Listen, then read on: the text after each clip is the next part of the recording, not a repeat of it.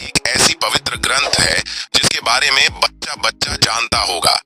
आपको सीता हरण की कहानी तो पता ही होगा। अगर आप हिंदू धर्म से हैं तो जरूर पता होना चाहिए। लेकिन दोस्तों, क्या आप जानते हैं कि राजा दशरथ की एक गलती के कारण ही माता सीता को यह हाल हुआ था? जी हाँ दोस्तों, हालांकि राजा दशरथ जी ने उन्हीं के हित के लिए यह काम किया था, किंतु उनमें थोड़ी सी भूल हो गई थी। उसी भूल के कारण माता सीता को उसका नतीजा भुगतना पड़ा। दोस्तों, राजा दशरथ जी की वो कौन सी गलती थी जिसके कारण माता सीता को इतना बड़ा कष्ट झेलना पड़ा? फिर राजा दशरथ जी ने ऐसी कौन सी भूल की थी कि रावण माता सीता को हरण करके ले जा सका? लेकिन दोस्तों, हर चीज का हर जगह अलग अलग वर्णन मिलता है, जिससे आज की वीडियो में हम बताने की कोशिश करेंगे।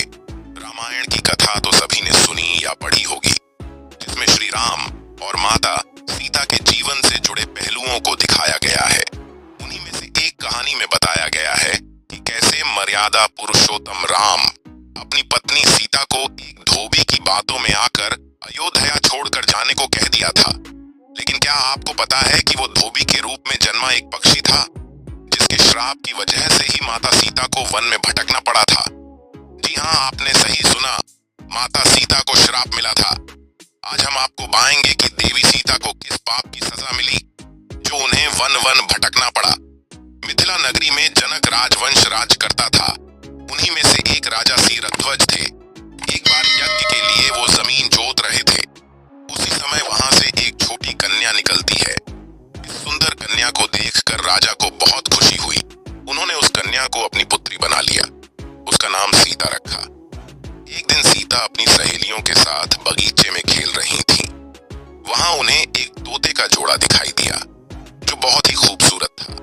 वे दोनों पक्षी एक पर्वत की चोटी पर बैठकर बातें कर रहे थे।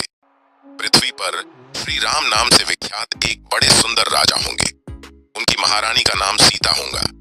श्री राम सीता के साथ कई वर्षों तक राज्य करेंगी। धन्य है वे जानकी देवी और धन्य है वे श्री राम। तोते की ऐसी बातें सुनकर सीता ने सोचा कि ये दोनों तो मेरे ही बारे में बातें कह रहे हैं। इन्हें पकड़कर मैं इनसे अपने जीवन से जुड़ी सारी बातें पूछ सकती हूँ। इसीलिए उन्होंने अपनी सहेलियों से उन दोनों पक्षियों को पकड़कर लाने को कहा। उनकी सहेलियां उस पर्वत पर गईं और दोनों पक्षियों को पकड़कर ले आईं। माता सीता उन पक्षियों से कहती हैं कि तुम दोनों बहुत सुंदर हो। देखो, डरो नहीं, मैं तुम्हें कोई नुकसान नहीं पहुंचाऊंगी। तुम बस मुझे ये बताओ कि तुम कौन हो और कहां से आए हो। राम कौन है और सीता कौन है? तुम्हें उनके बारे में कैसे पता है?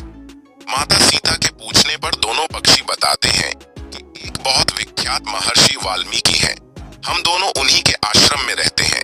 महर्षि ने रामायण नाम का एक ग्रंथ लिखा है, जिसका पाठ उन्होंने अपने शिष्यों को भी कराया है। उन पक्षियों ने सीता को ये भी बताया कि इस ग्रंथ में महर्षि वाल्मीकि ने बताया है कि महर्षि ऋष्यशृंग के द्वारा किए गए पुत्रेष्टि यज्ञ से प्रसन्न होकर भगवान विष्णु, राम, लक्ष्मण, भरत और शत्रुघ्न ये चार मानव शरीर धारण कर पृथ्वी पर जन्म लेंगे। बड़े होने पर श्री राम महर्षि विश्वामित्र और अपने छोटे भाई लक्ष्मण के साथ हाथ में धनुष लिए मिथिला आएंगे और शिव जी के धनुष को तोड़कर सीता से विवाह करेंगे।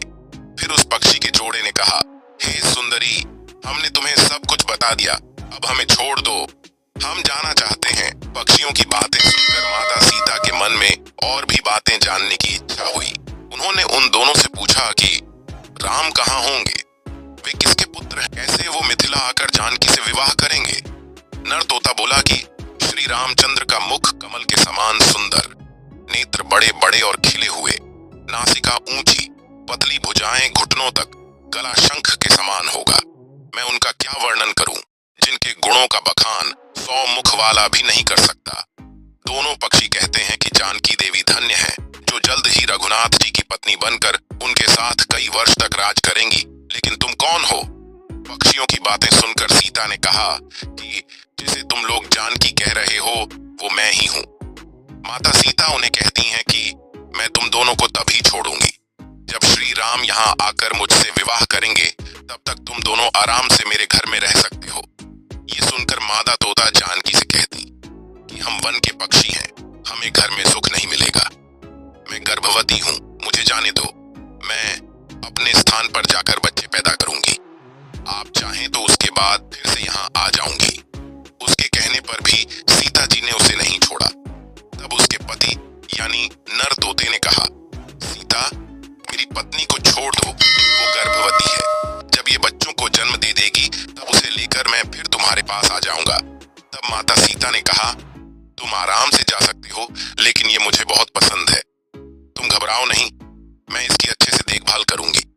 जब सीता ने उस मादा तोते को छोड़ने से मना कर दिया तब वो पक्षी दुखी हो गया। पक्षी दोबारा सीता जी से निवेदन करता है कि मैं अपनी पत्नी के बिना जिंदा नहीं रह सकता, इसलिए इसे छोड़ दो। माता सीता, तुम बहुत अच्छी हो, मेरी प्रार्थना मान लो।